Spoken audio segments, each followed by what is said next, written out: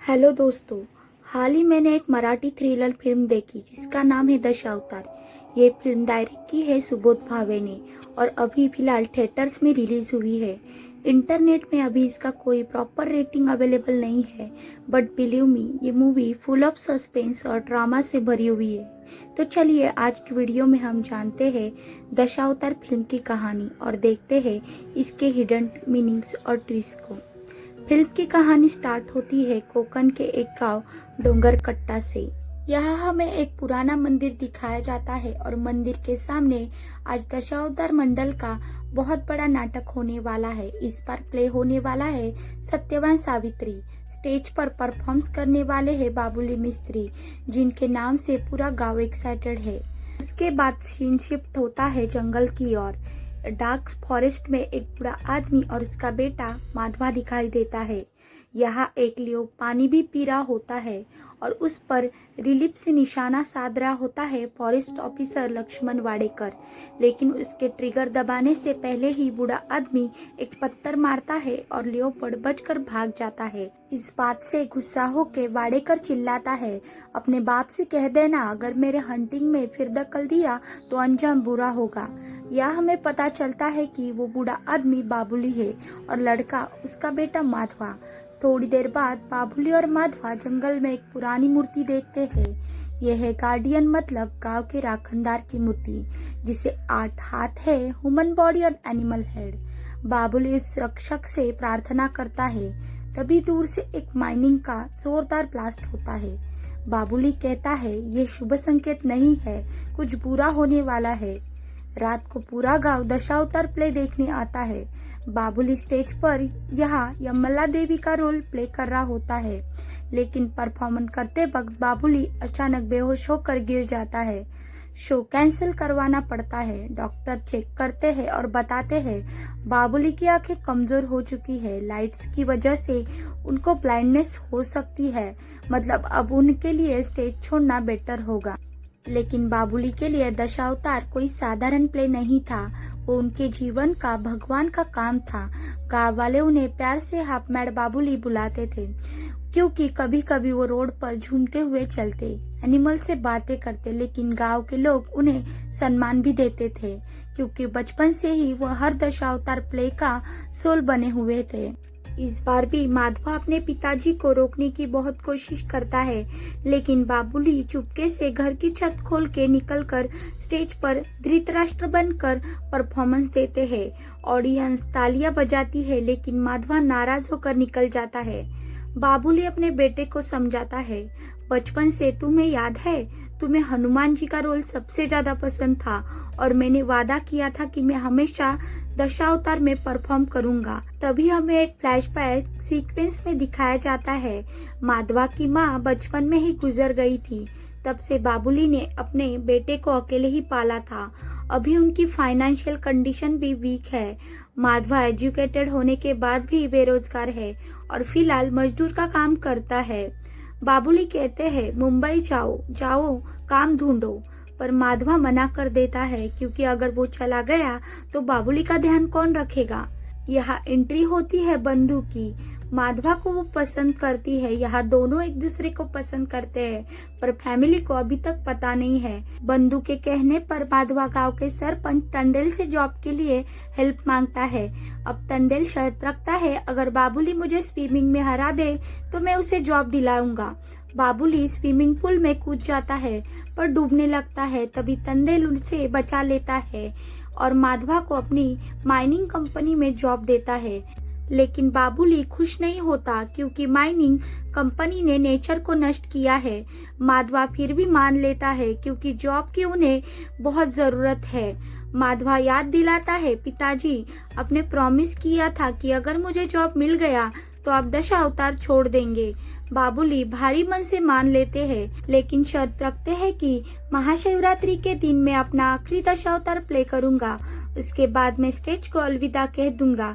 Guys, story आगे बढ़ती है और हम देखते हैं कि बाबुली अंदर से काफी दुखी है, क्योंकि दशावतार प्ले करना उनके लिए सिर्फ एक परफॉर्मेंस नहीं था, बल्कि एक भक्ति का एक्ट था।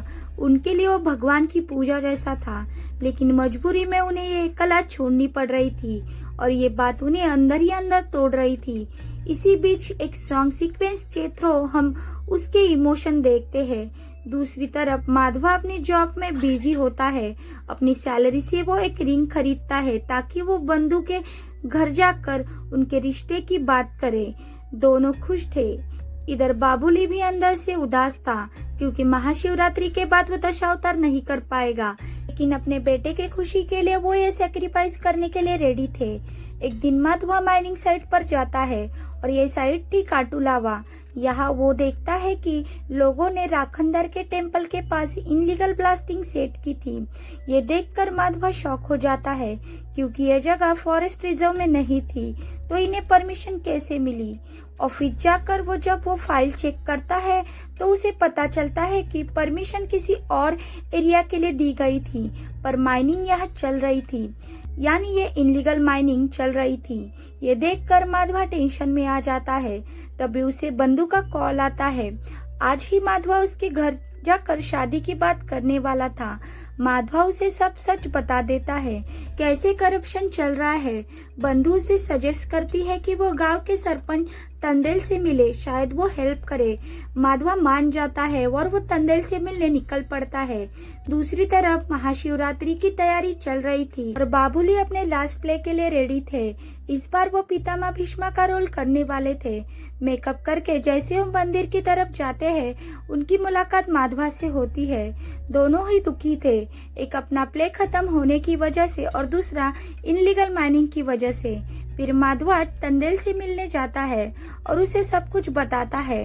तंदेल उसे अपनी गाड़ी में बिठा कर ले जाता है और उधर दशावतार का प्ले चल रहा था, लेकिन बीच में परफॉर्मेंस में एक आदमी भाग कर आता है और गांव के लोगों को कुछ बताता है। सब लोग शॉक हो जाते हैं। तुरंत प्ले बंद हो जाता है। बाबुली को जबरदस्ती वहां से लेकर जाया जाता है। सब एक पेड़ के पास पहुंच जाते हैं और वहां देखते हैं कि माधवा पेड़ से लटका हुआ है। जी हाँ दोस्तों, सबको दिखाया जाता है कि उसने अपनी जान खुद ले ली है। ये देखकर बाबुली के होश उड़ जाते हैं। उसकी मानो दुनिया ही उजड़ गई हो। और ये बात जब बंधु को पता चलती है तो उसको सदमा लगता है और वो माधवा को इंसाफ दिलाने का ठान लेती है, क्योंकि उसे पता था कि माधवा ऐसा खुदकुशी कभी नहीं कर सकता। अगले सीन में हमें माधवा की अंतिम क्रिया दिखाते हैं। पुलिस कांस्टेबल परब और lady constable Sawant case close कर देते हैं। कहते हैं कि ये तो सिंपल सुसाइड केस है, क्योंकि उन्हें वहाँ माधवा की सुसाइड नोट मिल चुकी थी। का फोन अभी तक मिसिंग है, लेकिन बाबुली को यहाँ यकीन नहीं होता। उसके दिल को लगता है कि माधवा कभी ऐसा नहीं कर सकता। तो एक सीन में बंधु बाबुली को मिलने आती है। वो कहती है कि माधवा उस दिन उसके घर शादी की बात करने आने वाला था और उसने तंदेल से सब कुछ बताने की बात भी की थी। लेकिन अब शॉकिंग बात यह है कि जब बाबुली अगले दिन तंदेल से माधवा के बारे में पूछता है तो तंदेल कह देता है कि उसकी माधवा से उस दिन कोई मुलाकात ही नहीं थी। मतलब तंदेल क्लियरली झूठ बोल रहा था। इस वजह से डाउट और भी गहरा हो जाता है। और फिर एक दिन वही पेड़ के पास बाबुली को माधवा का फोन मिल जाता है। जब वो बंधु को ये फोन दिखाता है तो उसमें एक रिकॉर्डिंग मिलती है जिसमें माधवा भागते हुए हेल्प मांग रहा होता है और उसकी चीखने की आवाज भी सुनाई देती है और फिर रिकॉर्डिंग कट हो जाती है। अब तो कंफर्म हो जाता है कि माधवा का मर्डर हुआ है। बाबुली पुलिस को ये फोन दे देता है और प्रूफ के तौर पे वो कहता है कि यहाँ कुछ गड़बड़ है, लेकिन कांस्टेबल परब सिर्फ एक्टिंग करता है और कहता है केस वो सॉल्व कर लेगा और तुरंत ही बंधु को अरेस्ट करवा देता है। बोलता है उसने ही माधवा को खत्म किया है। बाबुली चीख कर कहता है कि बंधु निर्दोष है, पर कोई उसकी बात नहीं मानता। और जब पुलिस बंधु को ले जा रही होती है तभी अचानक किसी ने बाबुली को पीछे से मारकर बेहोश कर दिया था। जब उनकी आँख खुलती है वो अपने आप को जंगल में बंधा पाते हैं। तब उनकी आंखों के सामने कुछ रिवील होता है कि माधवा के मर्डर के पीछे सिर्फ एक आदमी नहीं, 4 लोग थे। सरपंच तंदेल, कांस्टेबल परब, फॉरेस्ट ऑफिसर वाडेकर और साइड ऑफिसर मंसूर कानी।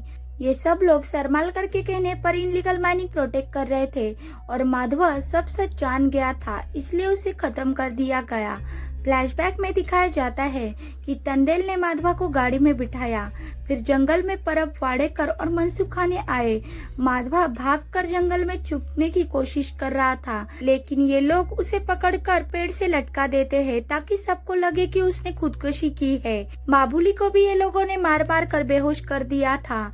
उन्हें लगता है कि वो मर गया है, लेकिन उनके जाने के बाद एक मिस्टीरियस ब्लैक लियो जो मूवी के स्टार्टिंग में भी देखा था उसके पास आता है और फिर सीन कट हो जाता है। नेक्स्ट डे सरमालकर को फोन पर इंफॉर्मेशन मिलती है कि बाबुली भी खत्म हो गया है। सरमालकर खुश होता है और माइनिंग प्रोजेक्ट जल्दी शुरू करने के लिए कहता है, लेकिन इस वक्त वाडेकर अकेले जंगल में होता है और उस पर कोई मिस्टीरियस मार्क्स आदमी अटैक करके उसे मार देता है। जब गांव में वाडेकर की लाश मिलती है तो लोग कहते हैं कि ये सब राखनदार देवी का श्राप है। इसके बाद सस्पेंस और भी बढ़ जाता है क्योंकि तंदेल के घर पर जब दरवाजा खुलता है तो सामने बाबुली खड़ा होता है जिंदा, लेकिन वो पूरी तरह से बैंडेज होता है और थोड़ा पागल जैसा बिहेव कर रहा था। यहाँ कहानी में एक और ट्विस्ट आता है, क्या बाबुली सच में पागल हो गया है या वो सिर्फ एक्टिंग कर रहा है अपना बदला लेने के लिए। दोस्तों, अब कहानी आगे बढ़ती है। हम देखते हैं कि अगली सुबह सरमालकर को एक लेटर मिलता है। उसमें साफ लिखा होता है कि मोंटी को किडनैप कर लिया है और अगर उसे सेफ वापस चाहिए तो माइनिंग का काम तुरंत बंद करना होगा और गांव छोड़कर जाना होगा। ये धमकी किसी और ने नहीं बल्कि बाबुली ने दी थी। सरमालकर टेंशन में आकर फौरन एक ऑफिसर को कॉल करता है। उसका नाम है माइकल डी शर्मा। इधर माइकल गांव पहुंचते ही लोकल वाइब समझने लगता है।